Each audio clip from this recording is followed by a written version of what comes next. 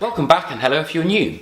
So, returning for the first time since their 2013 effort in the Minds of Evil, Deicide have once again risen from the dead. Known for their blasphemous Christian nature, their records are not for the religious. Returning with a brand new lineup of Mark English of Monstrosity fame, as well as Kevin Quirion, alongside both founding members Steve Asheim and Glenn Benton, Deicide once more invite the listener to another sacrilegious sermon that is Overtures of Blasphemy.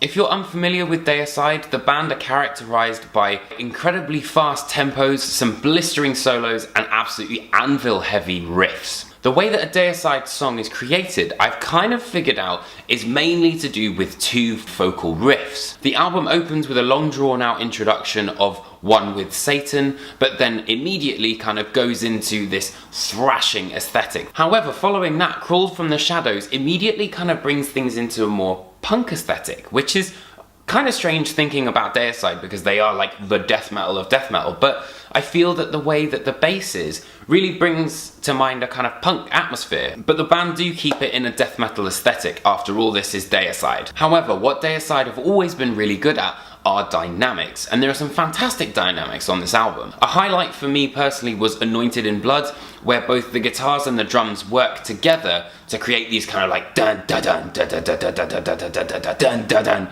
The way that this band are, you've got to be so tight to be able to play this material correctly. Another prime example is the way that the band returned to this initial riff that was started off in All That Is Evil, and throughout the song it kind of, it follows this two riff template. But then they kind of bring it back to a coda, which is the beginning of the intro at the end of the song, which I thought was really interesting. And again, final track Destined to Blasphemy plays with this idea of stop-start riffing. Despite Deicide appearing somewhat atonal, that's sort of a red herring because the overall melody of Deicide has been kind of quite an integral part, particularly on their album The Stench of Redemption, which is still one of my favourite records in death metal. A strong example of melody on Overtures of Blasphemy is Seal the Tomb Below. It's a fantastic track and it's got those atmospheric leads.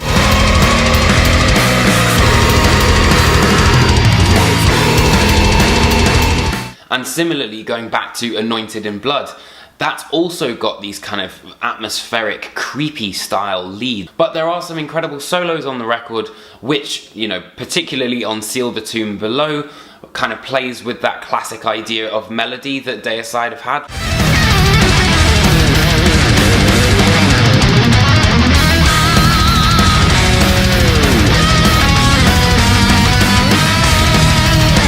But then you've got the likes of lead single Excommunicated, which really kind of goes for the jugular and has more of a kind of Kerry King style Slayer solo where it's just like, wow!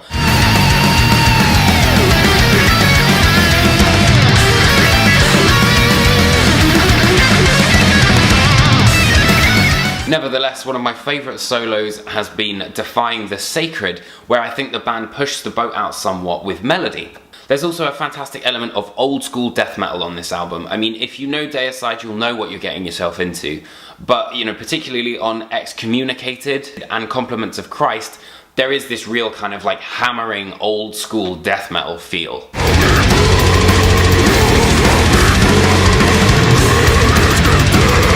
But later on in the album, there are faint glimmers of thrash in the form of Flesh, Power and Dominion, and although it may be thrash metal, it does retain that Deicide edge to it. And not to mention, it's the perfect thing for Steve Asheim to put on his CV. I think it's also worth noting that Glenn Benton also sounds really great on this album. He's been doing this for a long time, and I think vocally his performance is fantastic. Special mention has to go to the production. Jason Swakoff did an absolutely amazing job on this record.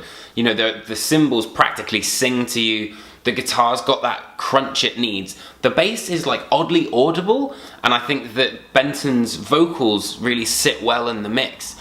And overall, it creates such a clean sound that could have really gone wrong. There's so much going on in Deicide's sound that it could really get messy very quickly. However, there is something that's stopping the record from being truly apparent in my head. Personally, I feel that it's to do with the riffing material You know, overall the songs are quite interchangeable and there aren't that many standout moments. There are some, don't get me wrong, I'm not condemning the album. Tracks where they really pushed the boat out, I thought were really interesting, and it would have been great to see more experimentation from the band. In terms of the artwork, I love the artwork. I think Zbigniew Bielak has done an absolutely fantastic job. It's pretty full on. I'm not entirely sure exactly what's going on, but the colour scheme of it is fantastic and the level of detail is beautiful. Overall, Deicide have put together a record that is quintessentially Deicide, but they are definitely playing it safe. There are some areas of experimentation which sound absolutely brilliant.